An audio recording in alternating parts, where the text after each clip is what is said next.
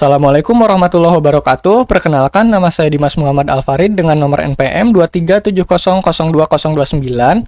Nah, pada video kali ini saya akan coba untuk mengerjakan tugas mata kuliah elektronika daya yang mana pada tugas ini diinstruksikan untuk melakukan simulasi ya, konverter penuh 3 fasa dengan kendali PWM sesuai dengan referensi dari buku Rashid dengan beban R, RL dan E untuk beberapa skenario, dan juga kita akan lihat bagaimana pengaruh beban terhadap arus keluarannya.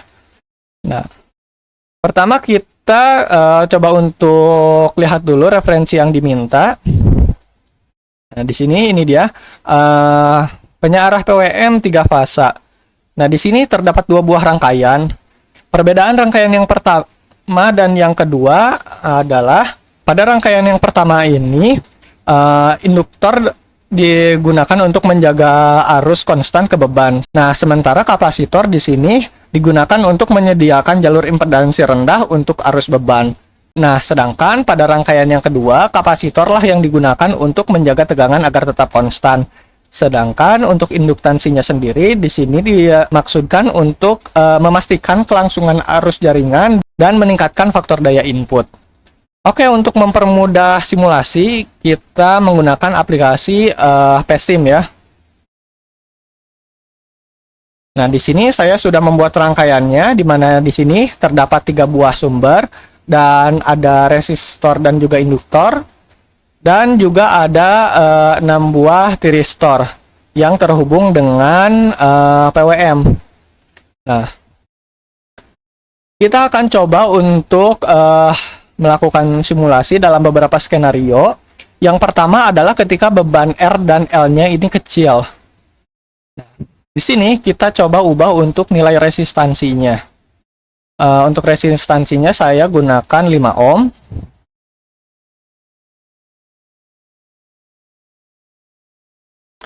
Dan untuk induktansinya kita gunakan nilai 0,001.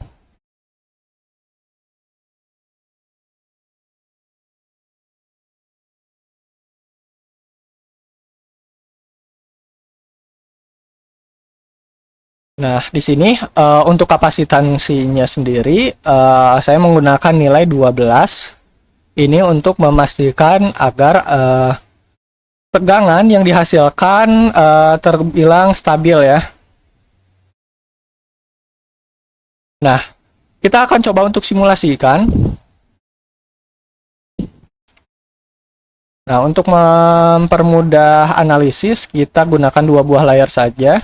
Nah, di sini dapat dilihat pada grafik tegangan, tegangannya ini naik cukup stabil ya, dimulai dari 0 sampai dengan kondisi steady state. Nah, ini dapat terjadi salah satunya adalah dikarenakan fungsi kapasitor tadi untuk menjaga tegangan agar tetap stabil, dan juga di sini kita dapat melihat bahwa tidak ada ripple besar yang mana ini menandakan bahwa PWM bekerja dengan baik dalam meratakan tegangan. Nah, sedangkan pada grafik arus, nah kita dapat lihat bahwa arusnya ini berfluktuasi cukup cepat ya, atau switching noise. Ini akibat dari switching PWM. Nah, di sini kita dapat lihat ya pada grafiknya, pada bagian awal arusnya ini masih kecil dikarenakan tegangan DC yang masih rendah. Nah, sedangkan pada pertengahan arusnya ini mencapai nilai maksimum, yang mana pada kondisi ini kapasitor itu sedang aktif diisi dan beban mulai menarik daya.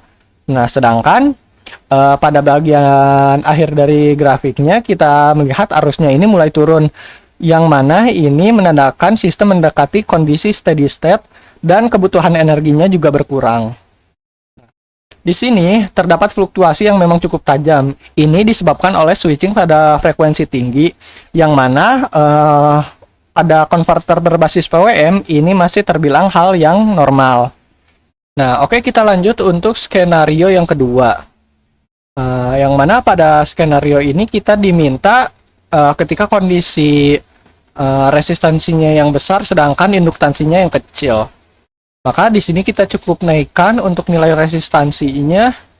Kita coba naikkan ke 50 ohm.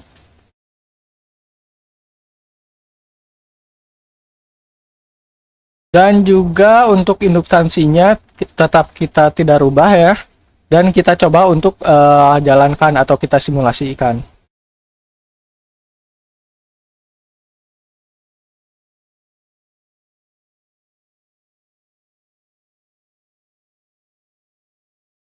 Nah, oke. Nah, pada skenario ini kita dapat lihat pada grafik tegangannya sendiri ini tidak terdapat perubahan yang terlihat ya dibandingkan dengan grafik sebelumnya. Nah, yang mana ini menunjukkan bahwa kapasitor masih sanggup untuk meratakan tegangan dan juga beban tidak terlalu menarik arus dikarenakan nilai resistansinya sendiri yang memang cukup besar. Nah, sedangkan kita dapat melihat perbedaan yang paling mencolok itu ada di grafik arus ya. Nah, di mana pada grafik arus ini yang pertama dapat kita lihat grafiknya jadi lebih acak dan juga lebih banyak arus yang negatif ya. Nah, ini diakibatkan dari nilai induktansi yang kecil. Nah, dalam kondisi seperti ini, ada beberapa kondisi yang menghasilkan responnya itu jadi lebih cepat dikarenakan tidak ditahan oleh induktor. Namun, kondisi ini juga memiliki beberapa kekurangan, diantaranya arusnya menjadi sangat noise atau ripple-nya menjadi tinggi, dan juga ini bisa menyebabkan panas pada komponen dan juga stres pada switch. Oke, kita lanjut ke kondisi yang ketiga ya. Ketika R-nya kecil dan juga L-nya yang besar. Oke, maka di sini kita cukup ubah saja ya untuk nilai resistansinya, kita kembalikan ke 5 ohm.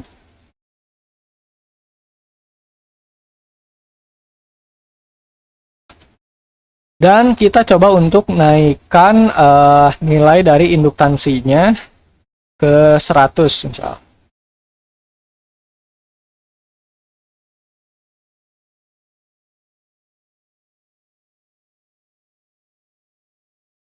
Oke, dan kita coba untuk simulasikan kembali.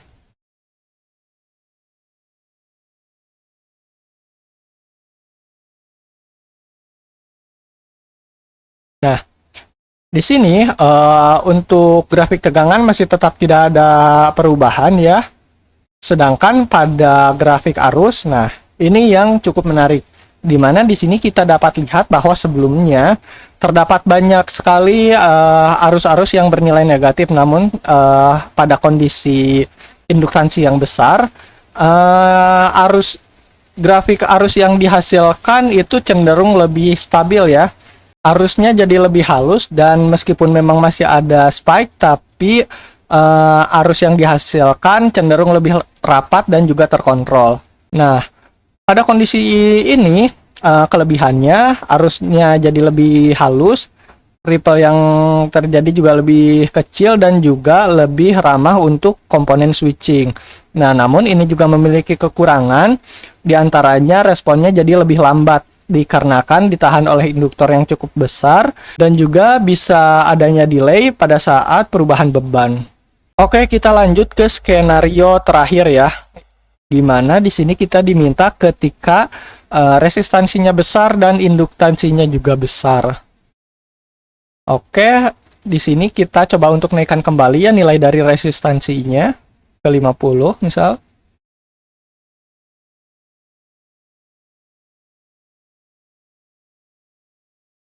Dan kita coba untuk jalankan kembali.